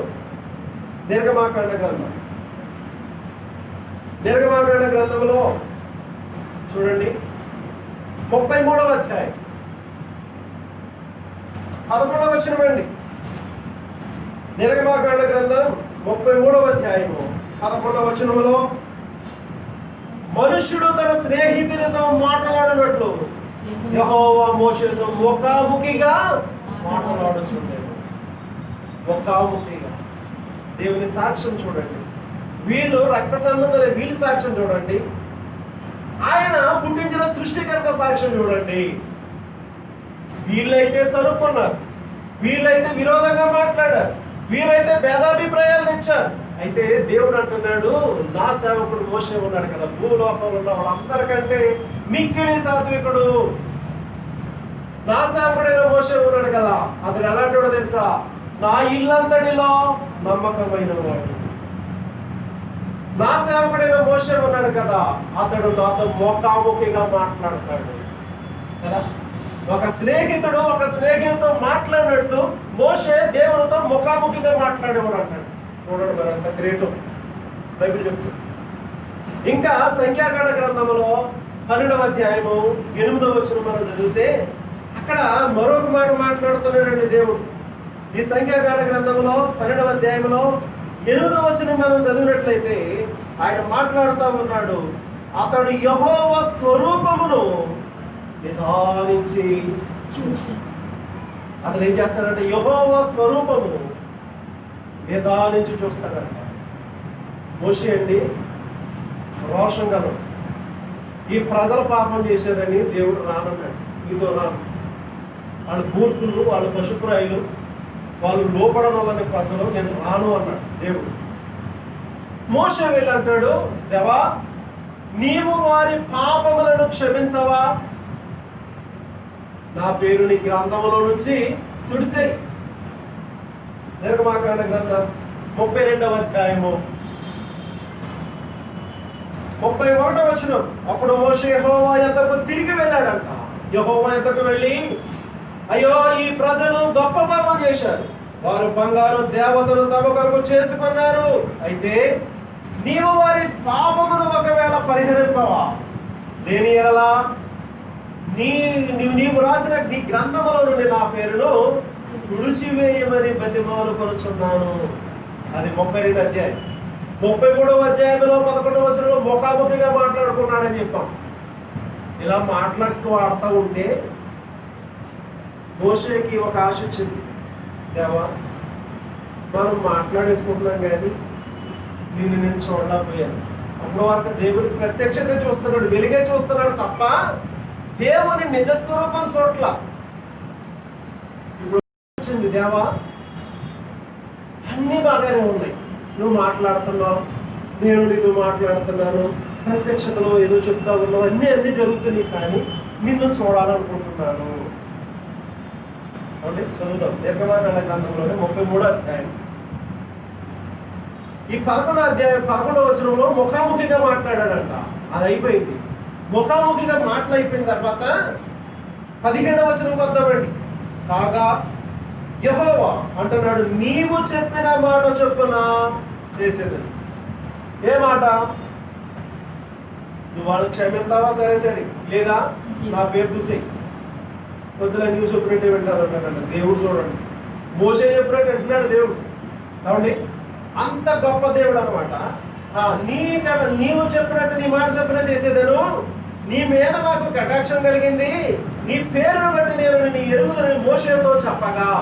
దేవుడు చెప్తున్నాడు మోషేతో, నీ మీద నాకు కటాక్షం కలిగింది, నువ్వు చెప్పినట్టే చేస్తాను, నీ పేరు జీవకాలంలో తోడను కానీ నీతో పాటు నేను వస్తాను అన్నాడు. అప్పుడు మోషే ఒక ఆశ వచ్చేసిందండి. అప్పుడు అతను అంటున్నాడంట 18వ వచనంలో, అతడు దయచేసి నీ మహిమను నాకు చూపమనగా. అంటే దేవుడు చూడాలన్న ఆశ మోషేకు వచ్చింది. దయచేసి నీ మహిమను నాకు చూపుమనగా ఆయన నా మంచితనం అంతయు నీ ఎదుట కనపరిచేదను. ఎన్ని కనపరుస్తాను, కనికరిస్తాను, కానీ నీవు నన్ను చూడలేవు. 30 వచనంలో 20 వచనంలో మరియు ఆయన నీవు నా ముఖమును చూడజాలవు. ఏ నరుడును నన్ను చూచి బ్రతకలేడు. ఆయన వెలుగలాంటిది. దీపావళి అన్నారు కదా, దీపావళి అంటే వెలుగులమయం అన్నారు కదా. ఈ కాసి పడగలు కంటే, ఈ లోక సంబంధమైన వెలుగు కంటే ఆయన వెలుగు ఎవడో చూడలేడండి. సమీపించరాని తేజస్సు. మనం సమీపించలేము, అర్థం కదా. సమీపించరాని తేజస్సునందు వసించువాడుండడే. ఎక్కడ వసిస్తున్నాడు? ఎక్కడ నివసిస్తున్నాడు? సమీపించరాని తేజస్సులో ఆయన మాత్రమే వసించును. కాబట్టి మోషే, నీ మాట వింటున్నాను, కానీ ఏం చేస్తావు? నన్ను చూస్తే నువ్వు బతకలేవు. నా మహిమ అలాంటిది. ఓ పట్టి, నువ్వు నన్ను చూడాలనుకున్నావు కదా, నేను చెయ్యాడు పెడతాను. ఈ చెయ్యి సందులో నేను కప్పెట్టేస్తాను నా చేత్తో. అంటే ఆయన పాదాలు భూమి ఆయన పాద పెట్టమంటాడు. అంటే ఆయన పాదం ఎంత ఉంటుందో చూడండి. ఆకాశంలో సింహాసనం అన్నాడు. ఆ సింహాసనంలో కూర్చుని అది ఎంత పెద్దదో చూడండి. ఇప్పుడు ఆయన చేతితో మోషేని కప్పెట్టేస్తున్నాడు. చిన్న సంధి ఏర్పాటు చేశాడు వాడి గ్యాప్. ఈ గ్యాప్ నుంచి మాత్రమే నన్ను చూస్తావు. అదే నా ఫ్రంట్ వ్యూ చూడలేవు, నా ఎదరు చూడలేవు, కానీ నా వెనక పార్శ్వము చూచేదేవు. చదువుతామండి. 20 వచనంలో అంటున్నాడు, ఏ నరుడును నన్ను చూచి బ్రతకడలేడు. మరి ఇదిగో నా సమీపములో ఒక స్థలం ఉన్నది, నీవు ఆ బండ మీద నిలవవలెను. నా మహిమ నిన్ను దాటి వెళ్ళుచుండగా ఆ బండ సందులో నిన్ను ఉంచి నిన్ను దాటి వెళ్ళే వరకు నా చేతితో నిన్ను కప్పేదను. నిన్ను కప్పెడతాను సుమా. నువ్వు నేను చూస్తే చచ్చిపోతావు. మరి నువ్వు చచ్చిపోకుండా ఉండాలంటే నేను నిన్ను కప్పెట్టాలి. అలా కప్పెట్టక మోషే చూస్తా ఉన్నాడండి. నేను నా చెయ్యి తీసిన తరువాత నా వెనుక పార్శ్వము మాత్రమే నువ్వు చూసేదవు, కానీ నా ముఖము నీకు కనబడదని మోషేతో చెప్పాను. ఆయనను మనము చూడలేనంత ఆయన మహిమ అలా ఉంటుంది అన్నమాట. అయితే మోషే దేవుని వెనుక నుండి చూశాడు. ఎందుకు చెప్తా ఉన్నామంటే, 4వ మాట ఏంటంటే, అతడు నన్ను చూచును. 1, అతడు సాత్వికుడు. 2వది నమ్మకస్తుడు. 3వది ఏమంటా ఉన్నాడు అని అంటే, అతనితో నేను ముఖాముఖిగా మాట్లాడతాను. 4వది ఏమంటే, అతడు నన్ను చూచును. విశ్వాసంగా మనం సాత్వికులమై ఉండాలి. 2వది విశ్వాసంగా మనము నమ్మకస్తులమై ఉండాలి.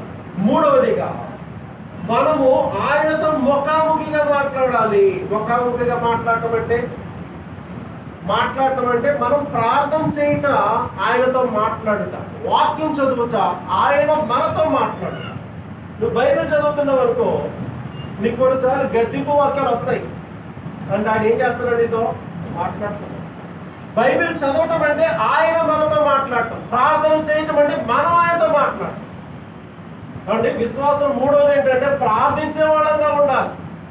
4వది ఏంటంటే ఆయన వాక్యము వెలుగులో ఆయనను చూడాలి. దేవుని ఎలా చూస్తాం? యోహాను సువార్త 1వ అధ్యాయం 1వ వచనములో, ఆదియందు వాక్యం ఉండేను, వాక్యము దేవుని యొద్ద ఉండేను, ఆ వాక్యమే దేవుడై ఉండేను. వాక్యమే దేవుడు. కనుక దేవుని ఎలా చూస్తావు నువ్వు అని అంటే, వాక్యపు వెలుగులో దేవుని మనము చూసేవాళ్ళం. 4 విషయాలు మిరియాము గురించి చెప్పుకున్నాం. 4 విషయాలు. 1, ఆమె భేదాభిప్రాయాలు తెచ్చింది. 2వది, ఆమె కలుపుకుంది. 3వది, ఆ దేవుడు వారితోటైనా మాతో మాట్లాడలేదా మాకు తెలుసు అన్నారు. 4వది, దైవజనుడైన మోషేకు భయపడాల. ఇక్కడ కూడా 4 విషయాలు మనం నేర్చుకుంటున్నాం. మోషే సాత్వికుడు, మోషే నమ్మకస్తుడు, మోషే ముఖాముఖిగా మాట్లాడేవాడు, మోషే దేవుని చూచువాడు. మనం కూడా నమ్మకస్తులుగా ఉండాలి, సాత్వికులుగా ఉండాలి. ఆయనను మనము ప్రార్థన, మీ పాపములు మీకు నాకు అడ్డగోళ్ళకు వచ్చినాయి కనుక మీ ప్రార్థనను ఆలకించనన్నాడు. ముఖాముఖి అంటానికి లేకపోవడం కారణం ఏంటంటే మన పాపాలు. అటు తొలగించుకొని ముఖాముఖిగా మన ప్రార్థన సన్నిధి చేరేటట్టుగా మనం ఉండాలి. వాక్యం చెప్తాము. నాలుగవది, ఆయనను వాక్యపు వెలుగులో మనము చూసుకుంటూ ఉండాలి. వాక్యపు వెలుగులో ఆయనను చూసుకుంటాము. కాబట్టి సాత్వికుడైన మోషే అవన్నీ అంటా ఉన్నా. మూడో పాట ఇప్పుడు 2 పాఠాలు అయ్యి ఒక్కో పాటలో 4 పాయింట్లు చెప్పుకున్నాం. మూడో పాఠం ఏంటి అంటే, సాత్వికుడైన మోషే ఒక్క మాట కూడా పలికినట్లేదని ఉందా? ఆవిడ అంటున్నా, వారు కలిసి అంటున్నా, తిరుగుబాటు చేస్తున్నా, ఏం మాట్లాడుతున్నా మోషే మౌనంగానే ఉన్నాడు. మాట్లాడలేక కాదు, మౌనంగానే ఉన్నాడు. వారు ఎన్ని అంటున్నా సరే మోషే మౌనంగా ఉన్నాడు. కానీ ఈ సాత్వికుడైన మోషే మౌనంగా ఉండి ఉండి ఉండి ఒకేసారి ఎలుగెత్తి ప్రార్థన చేస్తున్నాడు. ఏం చేస్తున్నాడు? సంఖ్యాకాండ గ్రంథం 12వ అధ్యాయం. ఏమండి? సంఖ్యాకాండ గ్రంథం 12వ అధ్యాయం ప్రార్థన చేస్తున్నాడండి. ఏమంటా ఉన్నాడు వినండి. 13వ వచనంలో మోషే ఎలుగెత్తి, అప్పుడు వరకు మోసే సౌండ్ ఎక్కడ లేదు. మొదటి వచనంలో కానీ 2వ వచనంలో ఎక్కడ ఏ సౌండ్ లేదు. ఇప్పుడు మోషే ఎలుగెత్తి ప్రార్థన చేస్తున్నాడు. దేవా అని ప్రార్థన, దయచేసి ఈమెను బాగు చేయమని యెహోవాకు మొరపెట్టాడు. ఈ సాత్వికుడైన మోషే, ఈ నమ్మకస్తుడైన మోషే, ఈ దేవునితో ముఖాముఖిగా మాట్లాడే మోషే, దేవుని దర్శనం, దేవుని చూచే మోషే ఎంత మౌనంగా ఉన్నాడో అంత ఒకేసారి ఎలుగెత్తి, దేవా యెహోవా దయచేసి ఈమెను బాగు చేయి ప్రార్థన చేస్తున్నాడు. ఈమెను బాగు చేయమని చెప్పేసి ప్రార్థన చేసినట్టుగా మనం చూస్తాం. అంతకుముందు అహరోను అంటాడు, అహరోను మాట్లాడుతున్నాడు. చూడండి 11వ వచనంలో అహరోను, అయ్యో నా ప్రభువా. ఎవరు అంటాడండి మాట? మోషేని అంటాడండి. ఇప్పుడు మోషే అహరోనుకి ఏమయ్యాడు? ప్రభు అయ్యాడు. అసలు అహరోనుకి మోషే ఏమవ్వాలి? తమ్ముడు అవ్వాలి. తమ్ముడు ఏమయ్యాడు? ప్రభు అయ్యాడు. అండి నిర్గమకాండ గ్రంథంలో 4వ అధ్యాయంలో తమ్ముడు ఏమయ్యాడు? దేవుడు అయ్యాడు. ఇక్కడ తమ్ముడు ఏమయ్యాడు? ప్రభు అయ్యాడు. ఇప్పుడు అహరోను ఏడుస్తా ఉన్నాడు. అయ్యో, ఆ మాట ఎప్పుడు అంటాం? ఇప్పుడు బాధ కలిగినప్పుడు అంటాం, అయ్యో నా ప్రభువా. మేము అవివేకులమై ఒప్పుకుంటారండి, ఒప్పుకుంటారు. మేము ఎవరమో తెలుసా? మేము అవివేకులం, మేము పాపులం. ఇంకేమన్నాడు అని అంటే, మేము అవివేకులం. ఏమండి? పాపులమైన మేము చేసిన ఈ పాపము మా మీద మోపవద్దు. దైవజనుడు మోషే మౌనంగానే ఉన్నాడు. మరి ఎన్నంటున్నా సరే మౌనంగానే ఉన్నాడు. అహరోను మాట్లాడుతున్నాడు, అయ్యో నా ప్రభువా, మేము అవివేకులం, మేము పాపులం. ఈ పాపం, మేము చేసిన పాపం మా మీద మోపవద్దు అని మాట్లాడుతూ ఇంకేమంటున్నాడు అంటే, తల్లి గర్భములో పుట్టినప్పటికీ సగమ మాంసము క్షీణించిపోయిన శిశువు వలె ఆమెను ఉండనియవద్దు. ఈ మిరియాము ఉంది కదా, తల్లి గర్భము నుంచి వచ్చిందనుకో, చనిపోతే ఆ శిశువు ఏ విధంగా క్షీణించిపోతుందో ఆ విధంగా ఉండడం. కుష్టి వచ్చేసింది మొత్తం అంతా అని అంటుంటే, ఇప్పుడు దేవునికి మోషే భక్తుడు ప్రార్థన చేస్తున్నాడు. అయ్యో ప్రభు, ఇందులో మనం నేర్చుకోవాల్సిన పాఠం ఏంటో తెలుసా? వాళ్ళు ఏదో అన్నారని నువ్వేమో అనవసరం పనుల, నువ్వు ప్రార్థన చేయి. దేవుడు ఏం చేస్తాడు? పగ తీర్చుకొనుట నా పని, ప్రార్థన చేయి. ఈ మోషే భక్తుడు ప్రార్థన చేస్తుంటే దేవుడు అంటాడు, నువ్వు అలా ఉండు. తండ్రి ఎదుట కుమార్తె తప్పు చేస్తే తండ్రి ఉమ్మి వేయడా? ధర్మశాస్త్ర ప్రకారంగా 7 దినాలు వెలుపల ఉంచరా తండ్రిని ఎదిరించిందని చెప్పి? అదేవిధంగా ఈమె పాలు మిరపల 7 దినాలు. ఇప్పుడు అక్కడ వాళ్ళు ఏమనుకుంటారు చెప్పండి, మీరే ఆలోచించుకోండి. ఈమె ఏంటి కేటగిరీ అంటే, ఈమె ప్రవక్తి. ఈమె ఎవరు అంటే స్త్రీలను నడిపించే నాయకురాలు.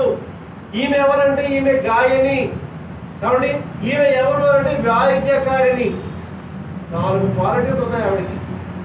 ఈ వాయిద్యాలు వాయించే వాయిద్యకారిని, ఈ పాటలు పాడే గాయని, స్త్రీలను నడిపించే నాయకురాలు ప్రవక్తి అయిన మిరియాము కుష్టి వస్తే ఎంతమంది చూస్తున్నారు? 30 లక్షల కాల్పలు. 6 లక్షల మంది కాల్పలం అంటే నడిచే బలవంతులు 6 లక్షల మంది. వాళ్ళ భార్యలు ఎంతమంది అండి? ఆ కాలంలో ఇప్పుడులాగా ఒకే భార్య కాదు, 10 మంది భార్యలు ఉన్న వాళ్ళు ఉన్నారు, 20 మంది పిల్లలు ఉన్న వాళ్ళు ఉన్నారు. ఆ విధంగా మనిషికి వచ్చే భార్య, వాళ్ళిద్దరికి వచ్చే 2 పిల్లల కింద లెక్కేసిన 30 లక్షల మంది అవుతున్నారు కదండి. మరి 8 లక్షల మంది ఆ మిరియాము యొక్క దుస్థితిని చూశారు కదండి. ఎంత బాధాకరం! తిరుగుబాటు చేసిన మిరియాము జీవితం ఏమైందంటే కుష్టు తెచ్చుకుంది. వెంటనే ఏమైనా పోయిందా? 7 దినాలు అంటే అందరికీ, పాలెమంతటికి, ఆ ప్రజలందరికీ తెలిసే వరకు ఆ కుష్టు అలాగే ఉంది. తర్వాత కుష్టు పోయింది. మరలా సర్వ సమాజంలో కలిసి తన కూడా ప్రయాణం చేయడం మొదలుపెట్టింది. చివరికి ఏమయ్యారండి ఆలోచన చేస్తే, ఈ తిరుగుబాటు చేసిన మిరియాము, ఈ తిరుగుబాటు చేసిన అహరోను ఒకే అధ్యాయంలో ఇద్దరు చచ్చిపోయారు. ఎంత బాధాకరం! చదువుదామండి. సంఖ్యాకాండ గ్రంథం 20 అధ్యాయం. సంఖ్యాకాండ గ్రంథం 20 అధ్యాయము 1వ వచనం.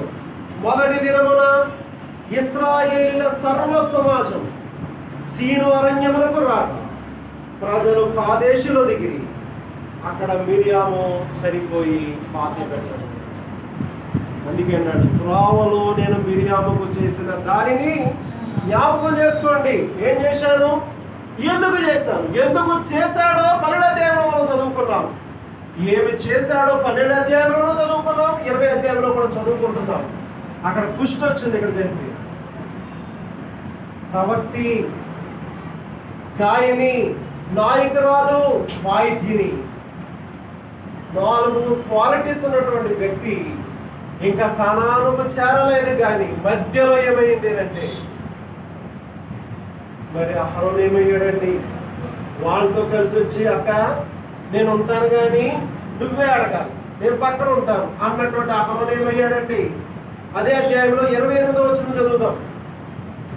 మోషే అహరోను వస్త్రములు తీసి అతని కుమారుడైన ఎలియాజరుకు తొలగించాడు. అహరోను కొండ శిఖరమున 20వ అధ్యాయంలో వారిద్దరు చాప్టర్ 20వ అధ్యాయంలో ముగిసిపోయిందండి. 12వ అధ్యాయంలో రివర్స్ అయ్యారు. 13, 14, 15, 16, 17, 18 ఒక 7 అధ్యాయాలు చాప్టర్ క్లోజ్ అయిపోయింది. ఇద్దరు కూడా ఒకే అధ్యాయంలో తిరుగుబాటు చేసిన వారి జీవితాల గురించి నేను చెప్తా ఉన్నాను. ఏది జ్ఞాపకం చేసుకోమంటున్నాడు, ఎందుకు జ్ఞాపకం చేసుకోమంటున్నాడు అంటే, మనము తిరుగుబాటు చేసే వాళ్ళంగా ఉండకూడదు. కాబట్టి ఎక్కడ 2-3 కూడిన నామాలు మొదలుపెడతారో మన మధ్య ఉన్నాడు. దేవుని సమాజం మధ్య దేవుడు ఉన్నాడు. ఆయన మీద మనం ఏం చేయకూడదు, తిరుగుబాటు. ఎవడో నిలబెట్టుకుంటాడు, ఎవడో. వాళ్ళ దృష్టిలో మోషే అయోగ్యుడే. ఎవరి దృష్టిలో? మిరియాము, అహరోను దృష్టిలో. కానీ దేవుడి దృష్టిలో నా ఇల్లంతటిలో నమ్మకమైనోడు, సాత్వికుడు, ముఖాముఖంగా మాట్లాడేస్తాను, నన్ను చూస్తాడు. దేవుడు స్టేట్మెంట్ చూడండి. వీడికి ఆ సేవకుడు అయోగ్యుడిలాగానే కనపడ్డాడు. కానీ దేవుడికి ఎలా కనపడ్డాడు? ఆ నాయకత్వంలో ఉన్నటువంటి బాధ ఏంటో, బాధ్యత ఏంటో దేవుడు తెలుసు. ఇంత కష్టపడి ఐగుప్తు నుండి నడిపించుకుంటూ వస్తా ఉంటే వాళ్ళు తప్పులెత్తారా అని కుష్టి రప్పించేసాడు. వాళ్ళు తప్పులెత్తారా అని చెప్పి ఒకే అధ్యాయంలో ఇద్దరని చెప్పేశాడు. అంత బాధాకరం. గమనిస్తున్నామా? మనం ఏం నేర్చుకుంటున్నాం? What we are learning from the Bible కదా. ఏం నేర్చుకుంటున్నాం? బైబిల్ నుంచి ఏం నేర్చుకుంటున్నాం అని అంటే, ఏం సంపాదించారు? అయితే మోషే చివరి వరకు ఉన్నాడండి. దైవజనుడైన మోషే, దేవుని చేత పిలువబడిన మోషే, దేవుని చేత ఏర్పాటు చేయబడిన మోషే ఎక్కడ వరకు ఉన్నాడు? కనానును కంటుతో చూసే వరకు ఉన్నాడు. కనానును వీళ్ళ మధ్యలో చచ్చిపోయారు. మోషే ద్వితీయోపదేశకాండ గ్రంథం 34వ అధ్యాయం ద్వితీయోపదేశకాండ గ్రంథం 34వ అధ్యాయం. మోషే చివరి వరకు ఉన్నట్లుగా మనం చూస్తా ఉన్నాం. చూడండి, మోషే మొదటి వచ్చిన మోషే మోయాబు మైదానం నుండి యెరికో వద్ద ఉన్న పిస్గా కొండకు పోయి నెబో శిఖరము ఎక్కెను. అప్పుడు యెహోవా దాని వరకు గిలాదు దేశమంతయు, నఫ్తాలి దేశమంతయు, ఎఫ్రాయిము మనష్యుల దేశమంతయును, పశ్చిమ సముద్రము వరకును, యోధా దేశమంతయు, దక్షిణ దేశమును, సోయరు వరకు ఈత చెట్లు గల ఎరుకో లోయ చుట్టూను మైదానం చుట్టూ అతను చూపించాను. ఎవరు చూపిస్తున్నారంట? మోషే దా నెబో పర్వతం ఉంది కదా, ఈ పర్వతం ఎక్కువ నీకు ఆ కనానుకి వెళ్ళే దారిలో ఉన్నటువంటి దేశాలు కానీ, కనానులో ఉన్నటువంటి దేశాలు కానీ నీకు చూపిస్తాను. ఆ పట్టణాలు అవన్నీ చూపిస్తానని నెబో పర్వతం ఎక్కించి అన్ని చూపించాను. మరియు యెహోవా అతనితో ఇట్లా, నేను నీ సంతానమును నీకు ఇచ్చేదని అబ్రహాము, ఇస్సాకు, యాకోబుకు నేను ప్రమాణం చేసిన దేశం అదే. నీకు నువ్వు చూస్తున్నావు కదా, ఆ దేశమే అని చెప్పి, నువ్వు కన్నులారా చూడనిచ్చిందని కానీ నువ్వు నది దాటి అక్కడికి వెళ్ళకూడదు. అక్కడ ఒక కండిషన్. ఎందుకంటే మోషే దేవుని పరిశుద్ధతను సన్మానించాలి. ద్రోహులారా అన్నాడు, ఇశ్రాయేలు ప్రజల్ని నేను రప్పించాలా ఈ బండలోంచి నీళ్లు అన్నాడు. దేవుని పరిశుద్ధతను సన్మానించలేని కారణాన్ని బట్టి నువ్వు అందులో ప్రవేశించవు కానీ చూపిస్తాను. చూచాడండి మోషే. చూసిన తర్వాత అవన్నీ కనులారా చూచాడండి. అప్పుడు యెహోవా మాట చొప్పున 5వ వచనం, మోయాబు దేశంలో మోషే మృతి పొందెను. మోషేనంట అతను చెప్తున్నాడు 120 సంవత్సరములు గలవాడు. 7వ వచనం, మోషే చనిపోయినప్పుడు 120 సంవత్సరములు ఈడు గలవాడు. అతనికి దృష్టి మాంద్యము లేదు, అతనికి సత్తువ తగ్గలేదు. 120 సంవత్సరాలు ముసలోడైనా కంటి చూపు పోల, సత్తువ అనేది పోల, అలాగే ఉన్నాడు, బలంగానే ఉన్నాడు. వీళ్ళు ఎందుకు చెప్తా ఉన్నాను అంటే, దేవుని సేవ చేసే దైవజనుడు ఎలా ఉన్నాడు అని చివరి వరకు ఉన్నాడు. అక్కడ పాతి పెట్టబడేను, అక్కడ మనం చదువుతూ ఉంటాం కాబట్టి అక్కడ అతన్ని ఏం చేశారు అని అంటే అతన్ని పాతి పెట్టారంట. ఉంది కదా, అది చాలా కష్టం. ఈ మోషే నాయకుడుగా ఉన్నాడు. నాయకత్వం ద్వారా గొర్రెలకు మంచి కాపరి అన్నాడు కదా దేశంలో. ఈ మంచి కాపరికి తెలుసు బాధలేంటో. కాబట్టి మోషేలో ఉన్న నాయకత్వాన్ని చూచి, మీరు ఏంటి అనుకుంటారు కానీ మోషే ఇల్లంతటిలో మీరు ఏదనుకుంటున్నారు, ఇప్పుడు కూషు దేశం స్నేహం చేసుకుంటే నేనే వెళ్ళలేదు మీరెందుకు అన్నట్టుగా అతడు నా ఇల్లంతటిలో నమ్మకమైనయ్యా. మీరెందుకు అపనమ్మకస్తుడు అంటున్నారు? అతడు సాత్వికుడయ్యా, మీరెందుకు అతను ఇలాంటి వాడని అంటున్నారు? అతడు నాతో ముఖాముఖిగా మాట్లాడతాడు, అతడు నన్ను చూస్తాడు, దేవుని సాక్ష్యం, మీరెందుకు భయపడలేదు అతనికి అని చెప్తాడు. కనుక ప్రియులారా, విశ్వాసులారా వినండి. ఏ చోట ఉన్నా, ఏ సంఘంలో ఉన్నా, ఇవాళ ఈ సంఘంలో ఉన్నావు, రేపు ఇంకో సంఘంలో ఉంటావు, ఏ సంఘంలో ఉన్నా మన ద్వారా భేదాభిప్రాయాలు, వివాహాల్లో ఉన్న భేదాభిప్రాయాలు రక్షించబడితే చాలు, రక్షించబడకపోతే నువ్వు చర్చకు వస్తావా ఇంటికాడ ఉంటావు కాబట్టి రక్షించబడకపోతే నువ్వు చర్చికి వెళ్తావు, సింహాల్లో ఉంటావు. ఆలోచన. కనుక రక్షింపబడిన వారిని వివాహం చేసుకో, భేదాలు చూపించుకో. సంఘంలో ఉన్నావా, భేదాలు చూపించుకో. రెండవది, కలుపుకోకు. ఏదైనా ఉంటే నీకు నువ్వుగానే పోరాడు, నువ్వుగానే సమ్మతిపడు, సమాధానపడు. కానీ మా ఓళ్ళు తీసుకొస్తానని మాత్రం అనుకో. ఓళ్ళని తీసుకెళ్ళింది ఏమైంది? ఓళ్ళని తీసుకెళ్ళింది ఒకే అధ్యాయంతో చచ్చిపోయింది. ప్రయోజనం ఏంటి? అలాగనొద్దు. నీ బలగం కంటే దేవుడి బలము ఎక్కువ, అది మర్చిపోవద్దు. చూడండి, మిరియాము చేసినటువంటి పాపాలు, ఆమె దేవుడు మోషే ద్వారా మాత్రమే మాట్లాడా? మోషేతోనే మాట్లాడు. మేము కూడా పంపిపోయి కమ్నై అన్నదంట. అక్కడ చదువుకున్నాం కదా. ఈ మాటలు, ఈ పద్ధతులు, ఇవన్నీ ఎంత అవమానపడ్డాదో, ఎంత రెచ్చిపోయిందో, ఎంత అవమానపరచాలని చూసిందో ఎన్ని మాటలు అన్నారో అంత అవమానం. సర్వ సమాజము చూస్తూ ఉండగా మిరియాము కుష్ఠుతో బాధపడతా ఉంది. సర్వ సమాజము చూస్తూ ఉండగా మిరియాము చచ్చిపోయింది. సర్వ సమాజము చూస్తూ ఉండగా మిరియాము చరిత్ర నేటి వరకు కూడా మనం ఏం చేస్తా ఉన్నాం, చెప్పుకుంటానే ఉన్నాం. కనుక త్రోవలో ఈ ద్వితీయోపదేశకాండ గ్రంథం 24వ అధ్యాయం 9వ వచనంలో, మిమ్మల్ని ఐగుప్తు నుండి రప్పించినప్పుడు త్రోవలో నీ దేవుడైన యెహోవా మిరియాములకు చేసినది జ్ఞాపకము చేసుకో. అండి, మనము కూడా త్రోవలోనే ఉన్నాం. ఎక్కడ ఉన్నాం? అయిపోయిందా? గడిచిపోయిందా? ఇంకా త్రోవలోనే ఉన్నాం. ఈ త్రోవలో ఏమైనా తిరుగుబాటు చేస్తున్నామేమో, ఈ త్రోవలో ఏదైనా చెయ్యకూడని కార్యాలు చేస్తా ఉన్నామేమో, భేదాభిప్రాయాలు పుట్టిస్తున్నామేమో. జాగ్రత్త, మిరియాము నష్టపోయింది, నువ్వు కూడా నష్టపోతావు. కనుక ఓ విశ్వాసి, ఓ మానవుడా, నువ్వు జ్ఞాపకం చేసుకో అని దేవుడు హెచ్చరిక చేస్తాడు. హెచ్చరిక వినకపోతే నష్టపోయేది మనం. కనుక గమనించి దేవుడు ఏం మాట్లాడాడు ఈవేళ అని అంటే, దేవుడు ఎలా మాట్లాడు, ఆ సంగతిని గుర్తాడు. ఈ మాటలు ముగిస్తా ఉన్నాడు. దేవుడు తన వాక్యాన్ని దీవించి ఆశీర్వదించును గాక. చిన్న ప్రార్థన. మహోన్నతుడైన మా తండ్రి, మహిమా స్వరూపుడైన మా ప్రభువా, వందనాలు. మిరియాము జీవితంలో ఉన్నది మీరు మాతో మాట్లాడు. త్రోవలో నీ దేవుడైన యెహోవా మిరియాముకు చేసినది జ్ఞాపకం చేసుకున్నది. మిరియాముకు కుష్ఠు రప్పించావు. ఎందుకు రప్పించావో ఇంతవరకు నాయన ధ్యానం చేయడానికి రప్పించావు. మేము కూడా పరమ కణాను వెళ్ళడానికి త్రోవలోనే ఉన్నాం ప్రభుత్వం. తిరుగుబాటు చేస్తా ఉన్నామేమో నాయన, జ్ఞాపకం చేసుకోండి. విరోధముగా మాట్లాడుతున్నామేమో జ్ఞాపకం చేసుకోండి. మమ్మల్ని తెత్తండి, సరిచేయండి, మార్పును అనుగ్రహించండి. నీ నామానికి మీరు మహిమ తెచ్చుకోండి. విత్తనాలు బిడ్డ హృదయాలు ఫలింపచేయండి. యేసు క్రీస్తు వారి మహిమ గల నామములో ప్రార్థన చేయుచున్నాం మా పరమ తండ్రి.